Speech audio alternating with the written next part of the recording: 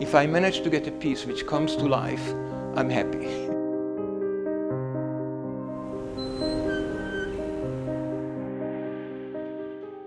My name is Gabor Follinus, and I arrived to New York City on November 7th, 1974, from Budapest, Hungary. And I received political asylum, and I knew that I will be not able to get a job immediately in my profession, which would have been having a PhD in Russian literature, teaching Russian literature. So I said that there will be some time in which I will have to make a living, and I checked the classified ads in the New York Times, and I eventually got a waiting job. And my original intention was that I can sacrifice 2 years of my life in other jobs, and funnily enough, in 2 years I did get a job at the University of Virginia as a professor of Russian literature. However, since I'm a strange fellow, a few years later, I think about 4 or 5 years later, I resigned my job at the University of Virginia. And flippantly at the time I used to say that because they asked me why, and because my mother didn't give me birth to spend the rest of my life in Charlottesville, Virginia. And went back to New York City, which I came to be. I wanted to come here to live in New York City. And again, I did all kinds of jobs, partially waiting on tables, partially translating books from Hungarian into English, and partially being an adjunct professor at several colleges, from New School for Social Research, NYU, Bucknell University, etc., etc., etc. So I lived my life as kind of in a wide range or wide scope. I used to say, jack of all trades, master of none. And then came March 24th, 1989, when I went to receive the results of a test which I took, which established that I am HIV positive. And that somehow changed somewhat the configuration of things and my thinking. I said it for a long time that I'm like the cousin of Peter Pan. Not exactly Peter Pan, but this kind of things as mortality and whatever just don't really come into play. That day on March 24th, which is my name day in Hungary, it changed. So I guess I said to myself that it is kind of time, whatever time you have, 1.5 years, 2 years, whatever, to take life seriously, or whatever potential you have, if you have any, to do it. So I started to write a novel, a family novel, so to speak, and I wrote the first chapter, the last chapter, and a couple of in between. And at one point I quit writing the novel just as I quit the University of Virginia, because partially I found myself that I am between two languages. I wrote the novel in Hungarian in New York City by working other jobs, and I realized that my Hungarian is still okay, but I'm not sure that it's as good as people will want to read a whole novel in that Hungarian, I guess. And there were some other considerations why, anyway I gave it up. And by that time, of course, I knew a lot of people who were affected by the AIDS virus, and I had this funny little strange accident. My father's second wife was visiting in New York, and we went to Greenwich Village, and it was the last day before her going back to Hungary. Sorry for the details. And there was kind of a gift shop which had, I noticed, little black dolls, so to speak, not really dolls in the makeup sense, just a figure, black figure, 4 or 5 inches. And they turned out to be from India, and they make them in some remote village. They make it as protection dolls, and I kind of like that also, protection dolls, which people give as a gift to their relatives who build a new house. They put it over the doorway.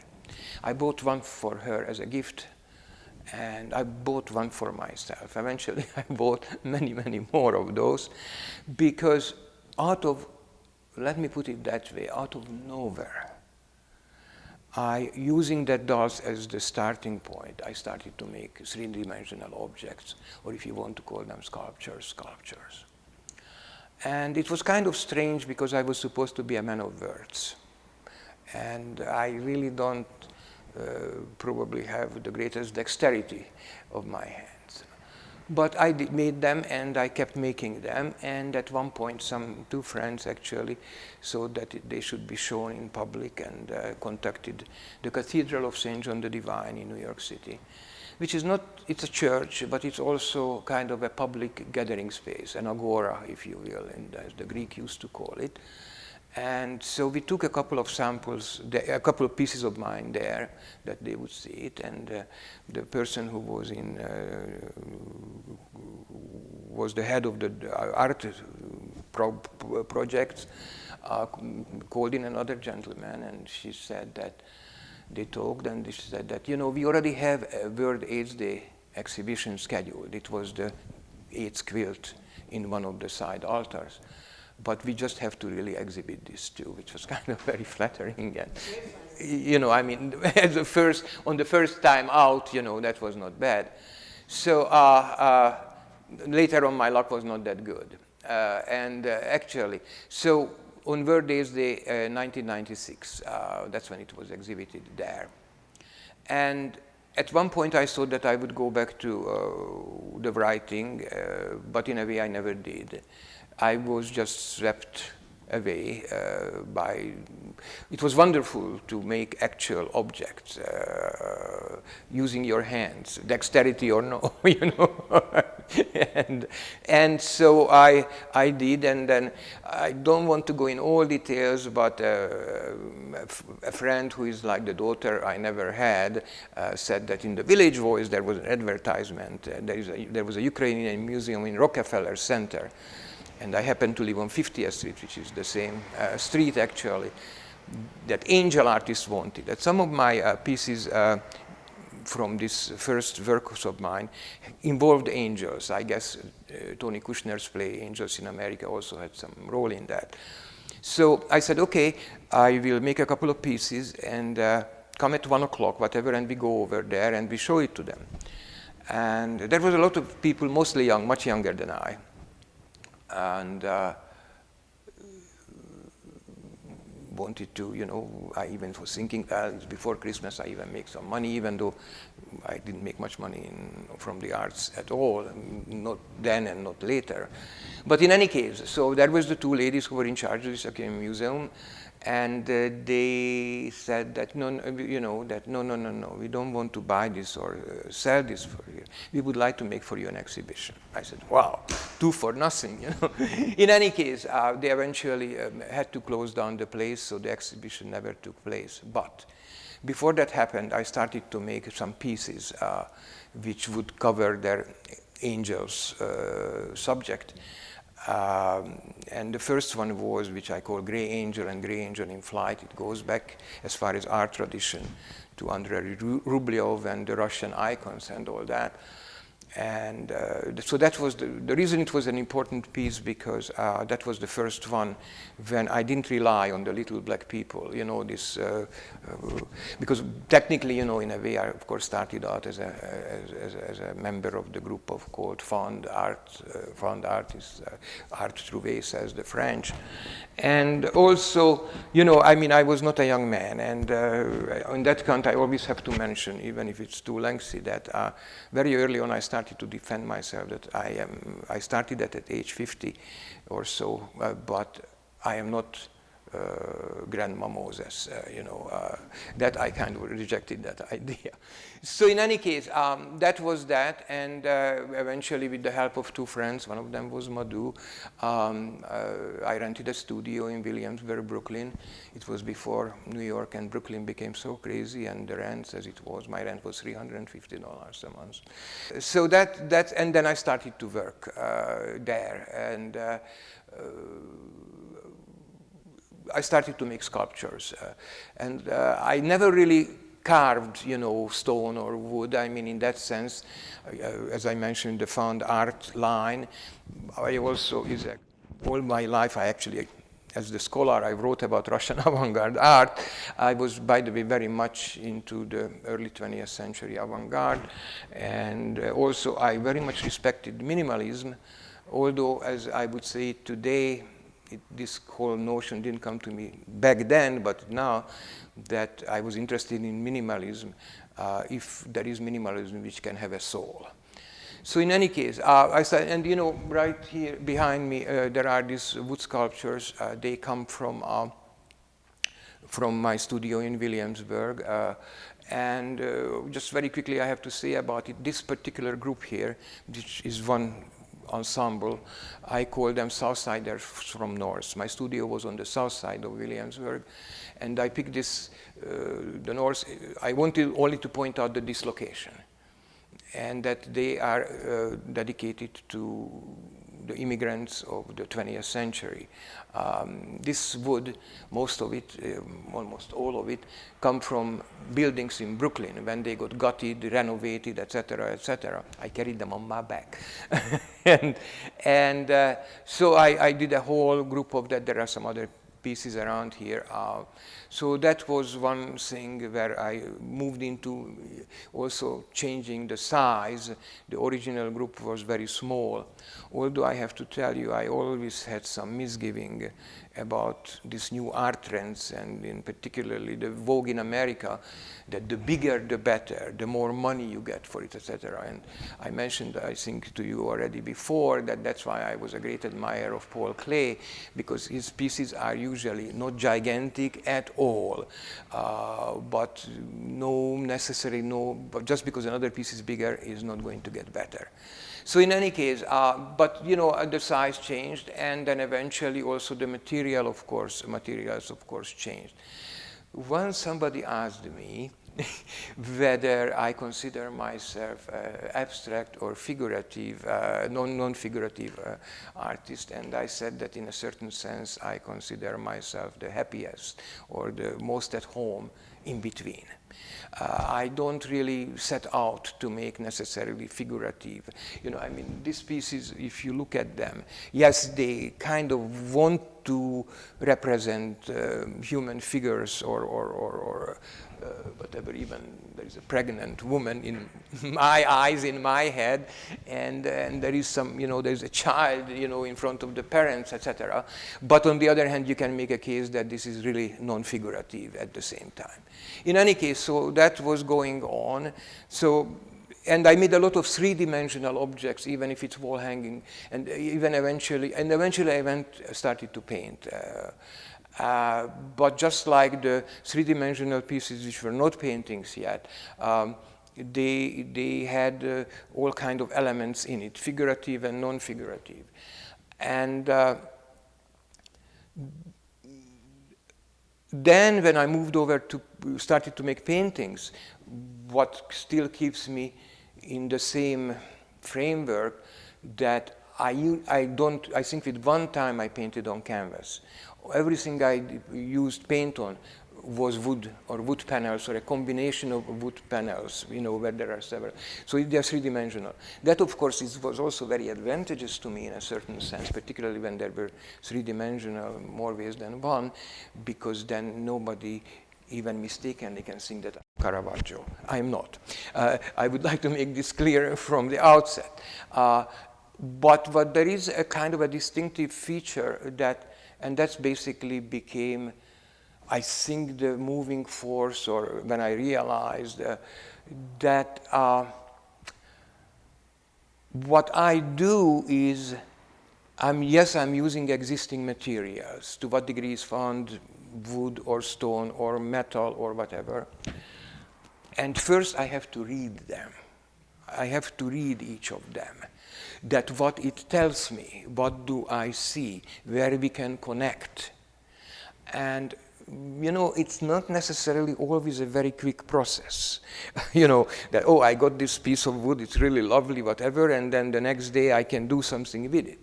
I have pieces where the material, at least one component or another of it, were in my possession for 9, 10 or 15 years. In that sense, I am not the greatest fan of Duchamp, but without the urinal, I couldn't do certain things. Just like without Donald Judd or Karl Albert, I couldn't do certain things.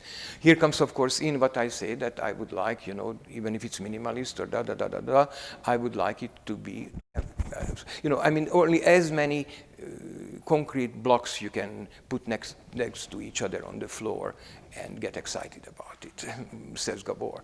But in any case, I do respect the avenue or the sidetrack which they came up with. And so there came paintings, etc., etc. And then September 11th happened. And I just very quickly have to tell you that I left early June for Budapest to stay there for 3 months. And I had my studio on the south side, just across from the East River from the World Trade Center.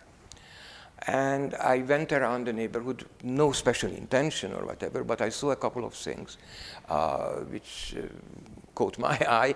And it's the World Trade Center, and in front of it on the Williamsburg side, some old factory was demolished. So there was the World Trade Center, and there were these leftover ruins of a factory building.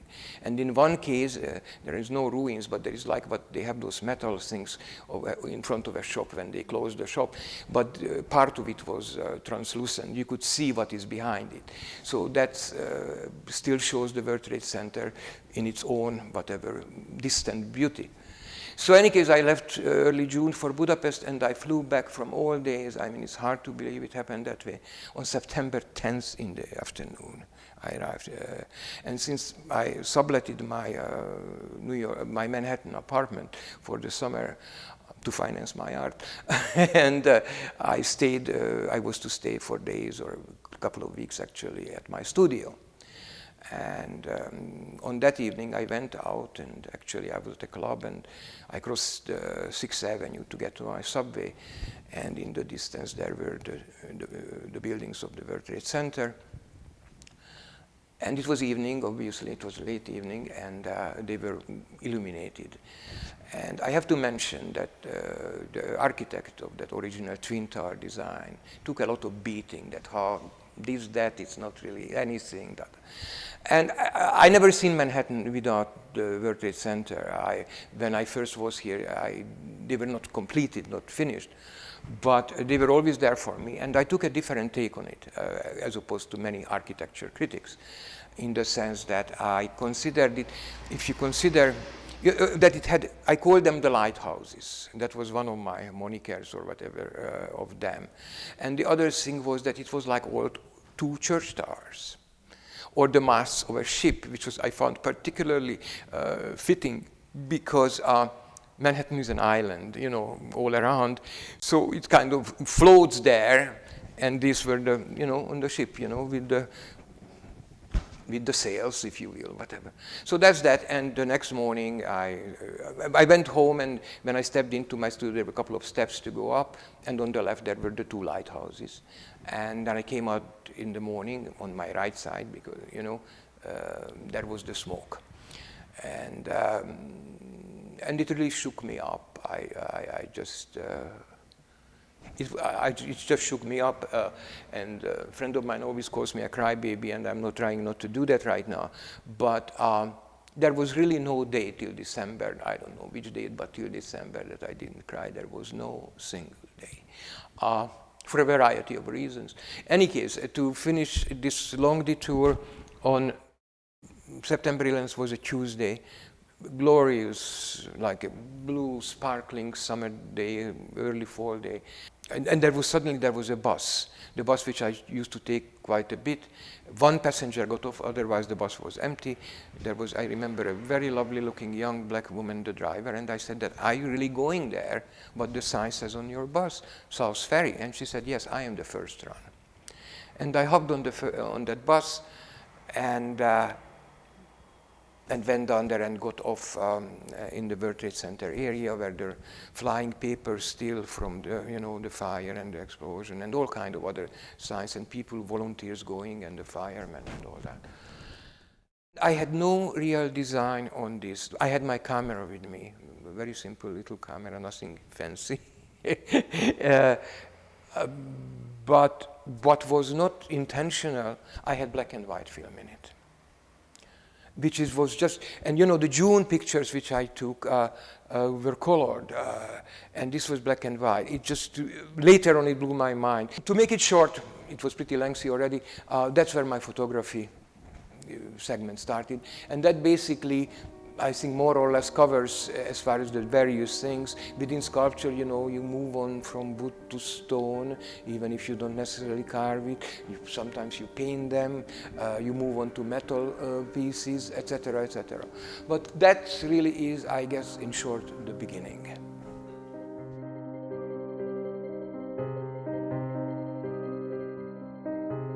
This piece still originated, was executed in New York City, more precisely in Williamsburg, Brooklyn.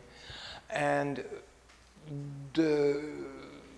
what happened was that I was walking in Soho, which is in Manhattan. That's why I think I said New York City first, not just Williamsburg. And one of the buildings was gutted and renovated.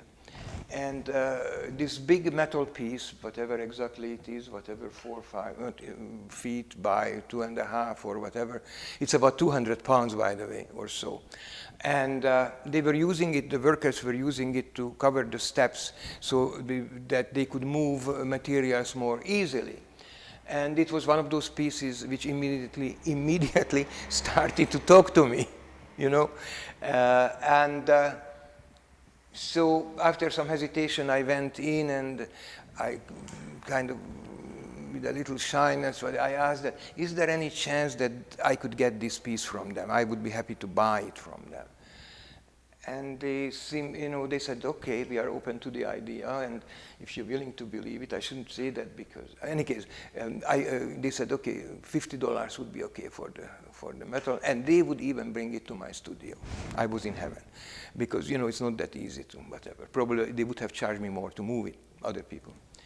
And the discolorations on the metal surface are naturally come from the use, the last use of this metal piece. I don't know what was the original function when they were using, and some concrete or paint fell on it, and some of it got a little rusty, some of it not. But it immediately, you know, it creates an impression, actually, all kind of things from a map, from space, or whatever. And as I like to say, I'm a lazy guy, really, and I like to do as little as possible. Don't take it 100% seriously, but more or less you can take it seriously. So the only thing what happened to this big metal piece, which is basically my hands can be faulted for, that tiny three-dimensional things with the concrete center, out of which this rusty kind of metal whips out. And essentially, it's very interesting because some people, or about some painters or sculptors or whatever, they say that that's what is the trademark or the important thing, whether it's a certain color, whether it's pink or blue or etc. For me, placement, that where do you put certain things, is as important than for some other people color. I am not the greatest colorist. So for me, and beyond, inside of the placement category, it is almost invariably somehow tends to move, if I place something, to the left side. Which I was wondering sometimes about it, that why, because we kind of think that the heart is kind of on the left side. You know, obviously this is kind of a little wing, in a way, somewhat of a broken wing, an industrial broken wing. And when I mentioned this to somebody that it's on the left side, the person immediately jumped on me, that saying that, what are you talking about? It's on the right side. In reality, for me, it's not my viewing position what matters, but how, from the angle of the piece, where the piece is, whom I, let's say, consider another person, where it has it. It's on his or her left side, even if I look at it and for me it's the right side. People who are more educated in the arts than I am, they would call it that it's object or art oriented, whatever.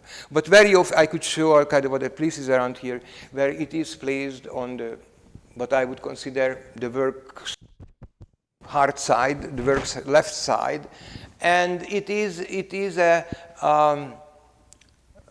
an elegic piece. In a way, there is a certain elegy in it. You know, I mean, it is not a cheerful, jumpy piece.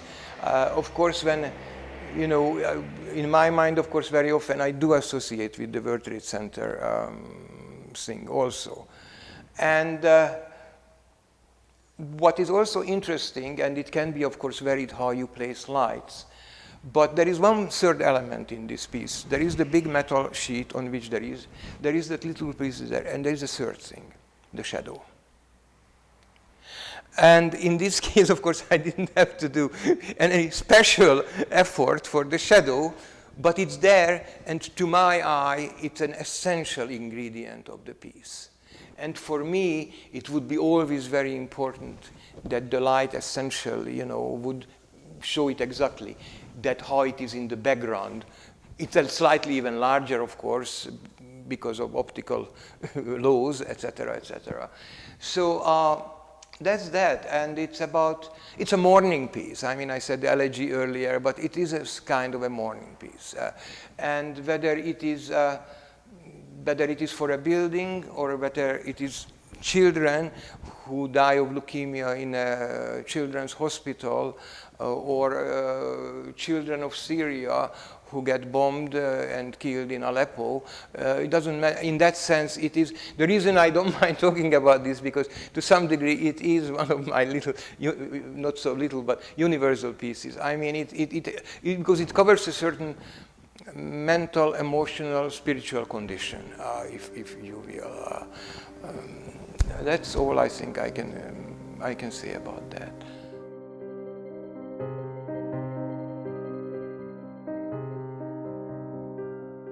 As I mentioned before, all paintings in this building right now went on boards which come from this house.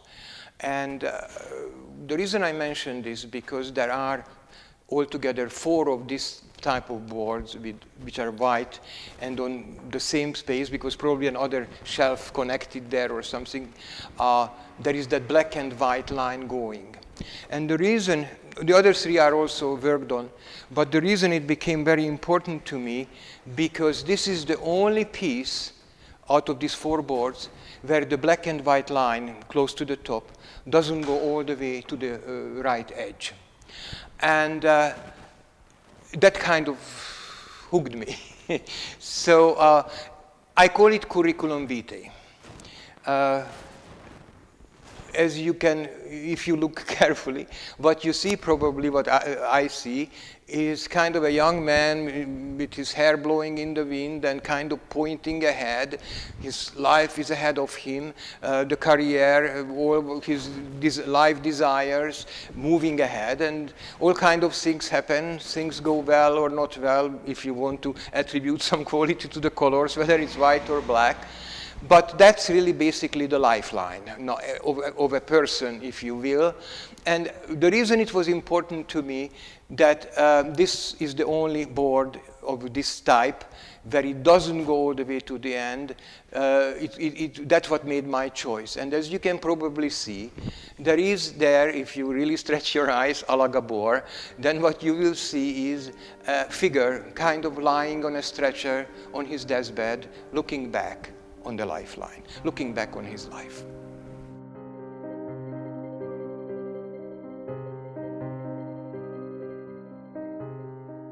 The sculptures on the floor belong to a group which I call War Child. My pronunciation is never good on the W, but it's War Child, Children of War.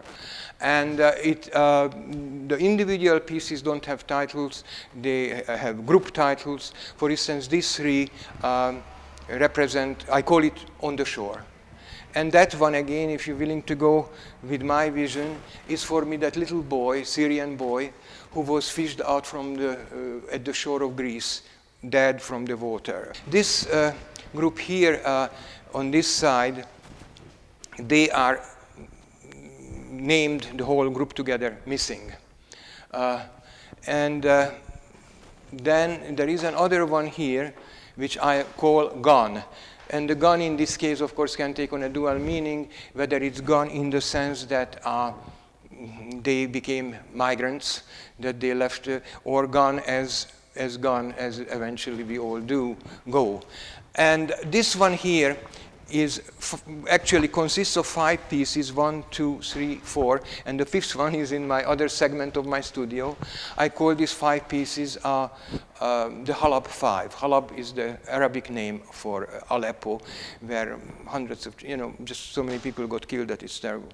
This is probably a good moment to mention that to me it's very important if somebody who comes and looks at these pieces would connect with the eye of the children. Even though obviously they are, non-living material, etc., and don't to be, but there is what a child sees when it's horrible, when a child sees when his playmate is killed, when a child sees that their family home is destroyed, etc., etc. This is these 5 pieces.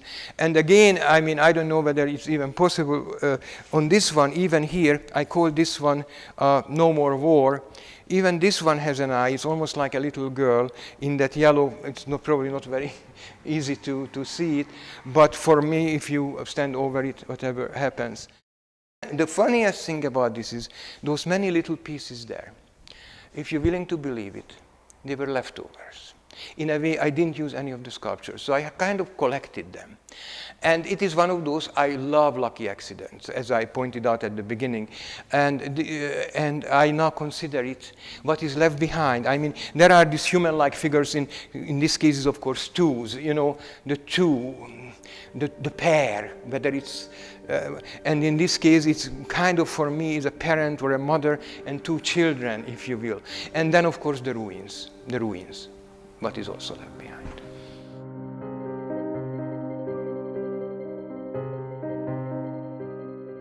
As I mentioned before, all the paintings I did on wood, the material, the wood panel, comes from this house, from this building.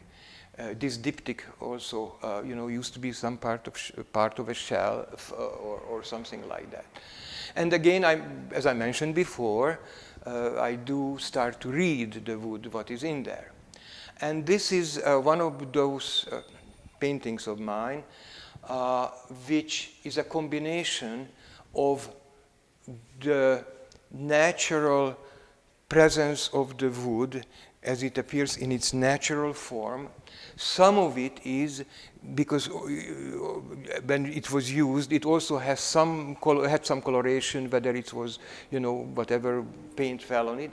And then the third element is the paint I put with my hands on. That's, of course, this, I don't even can tell you exactly the white with this 2 different, slightly different shades of this color. And the reason the whole reading material is important, I will just kind of break it down a little bit. On this side, if the viewer is attentive enough, probably would notice that on the right upper, the upper corner there is almost exactly like a head with 2 eyes and a nose, like an older man. And in front of it, there is almost like a child, even though the child is floating up in the air. Good lighting helps, if you can see that. This is, if you will, again, this whole issue, whether you are figurative or non-figurative. And again, I just need to emphasize here that what is very important to me, the type of painting I do, and I don't know many people or any, but I just personally don't know any who does exactly this way. That image, which is, let's say, a figurative image to some degree, is unintentional in the say, I just located it there, found it there, blogged it out there, etc., etc. So that's that. And then, for instance, here, because there is no, but it is just the natural grain of the wood panel. I also have to mention I love to say that I'm, in more ways than one, I'm really not pretentious, and my grandmother helped me to be relatively humble. So if the reading is good, and then you spend some time, and I spent a lot of time on what color to use, and I kind of obviously, you have the given things, because there is also some possibility to see here something almost figurative, whether it's just curtain or probably some really faded woman with hair or a veil or whatever. But somehow, obviously, it has to unify it. You know, I mean, every artwork in a certain sense has to have a core which applies to all elements of it. And then again, you do make a decision that you want to make this into a diptych. That they are, you know, you don't make two individual paintings out of it. And then even with, I have another diptych downstairs. In that case, for instance, what mattered, that the left side of the diptych is in the same position, but the other piece of the wood is about an inch or an inch and a half closer to the viewer. And again, it's the three-dimension, the dimensionality, to me it's very important. And it does change. It's so funny, because you see exactly the same thing on the wood panels, but it doesn't really make the same impression. And, you know, this is probably a good point to say that any artist can only ask for one thing from anybody, that nothing else, to look at the piece. Look at the piece. That's all you can ask. You don't have to rave that it's wonderful. You don't have to say that it's terrible. You just look. And the other thing here, which I would mention in this context, even though I mentioned that there are some figurative elements, the only thing which you hope to achieve, now not from the viewers, now comes the silly painter's point of view, is that does the piece come to life or not?